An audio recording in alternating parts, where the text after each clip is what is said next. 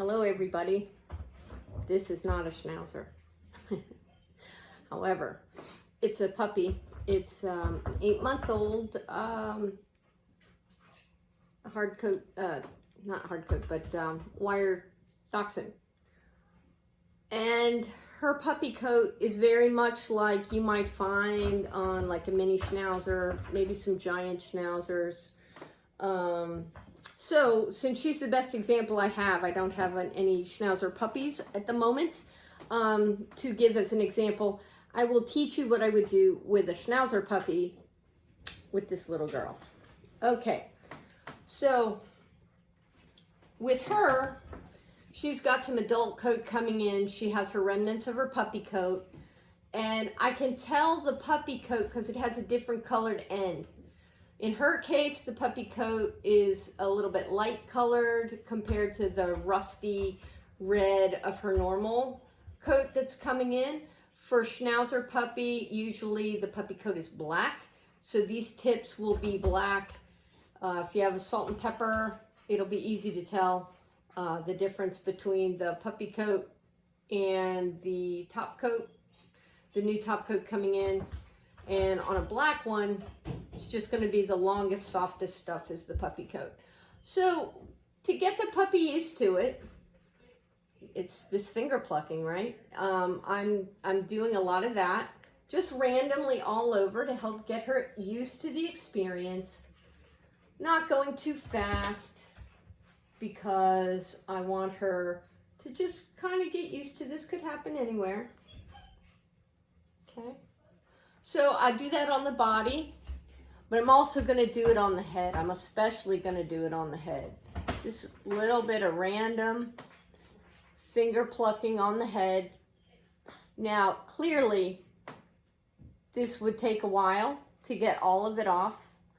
And as I probably mentioned in an earlier video, but especially with puppies, they can have really delicate skin on their heads, and if we pull it all off at one time, not only will we leave them bald and possibly with irritation on the skin of their head, but it'll all grow back at the same time and we'll just have the same problem again. So I've been teaching about setting a timer, 5 minutes of random finger plucking. I'm going to introduce another tool to do the next step of that. We've talked about using the ear powder to make the hair grippier. So I'm going to put a little ear powder here. And now I'm going to introduce using a rake. I like the Andis rake. There's also the Mars Coat King. Oster makes a similar kind of rake. They all work about the same. And the important thing when you're going to use one of these rakes is you need it to be dull. They come kind of sharp. And here in the center part where it grabs the hair. So if we don't do some things to dull it, it's going to cut the coat and do more harm than good. So when I have a new one of these, I literally dig in the dirt with it. And then I put it in my dishwasher for 3 weeks and just let it live there and get cycled every time. It's exactly the same reason why they always tell us not to put knives in the dishwasher, because the heat will make them dull. This blade I want to have dull. So mine is nicely seasoned. I used it on a lot of dogs. I've washed it, I've dug in the dirt, everything. So what I'm going to do after I do some finger plucking to get a little more hair removed uniformly all over is I'm going to introduce her to having her head raked. And part of what I'm going to do, I'm putting my pinky or maybe my last 2 fingers through the grooming loop, and then lightly putting my hand over the muzzle, more for guidance than I'm not gripping it. Mostly if any pressure needs to be put on, it's with the finger that's in the bottom of the loop. I'm going to go ahead and undo it from the arm so I have a little more freedom to use the rake. But if she tries to move away from me, which a lot of puppies do, because my finger is underneath here, it'll put pressure on the back of her neck, and I'll only have to use my hand over and my thumb over her muzzle for guidance, not to grip it to keep her from getting away, which would create a pretty adversarial situation pretty fast.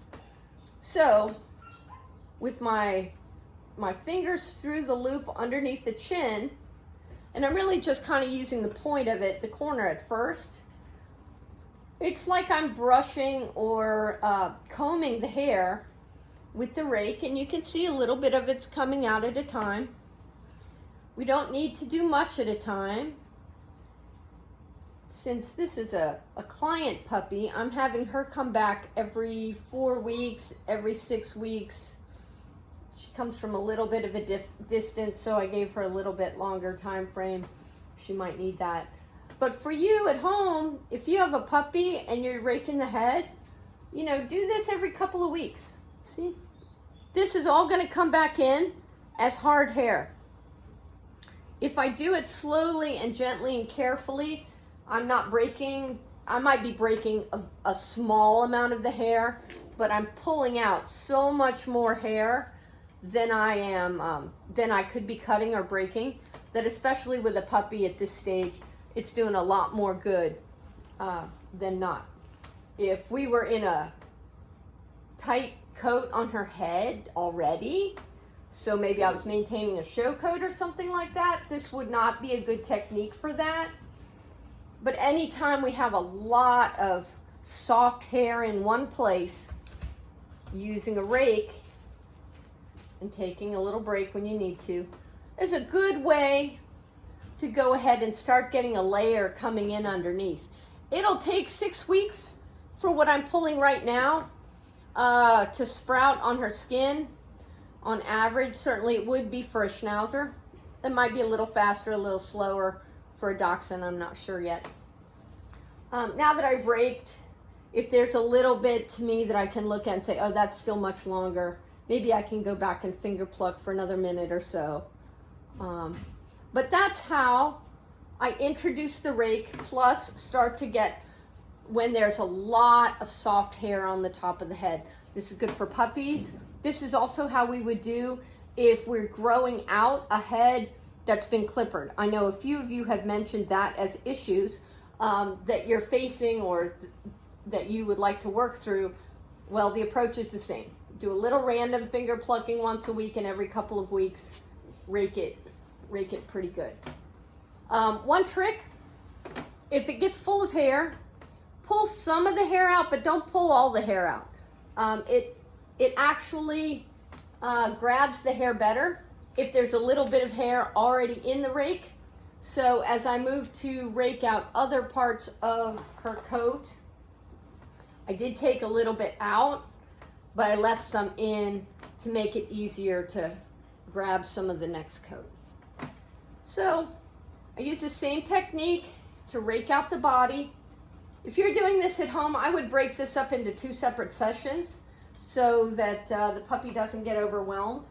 I'm kind of combining them a little bit into one session just so you can see a little bit the results that I'm getting. And if I move her closer, do a little bit more raking here, and move the camera closer, I think you can probably see here that we're down to much more of the red hard coat and much less of the puppy coat. So it's a pretty efficient way, time-wise and effort-wise, to get some of that excess puppy coat out and get started growing in hard coat for stripping your puppy. All right. Thank you, Joy, our honorary Schnauzer for today. All right. Leave me any questions in the comments, and happy hand stripping.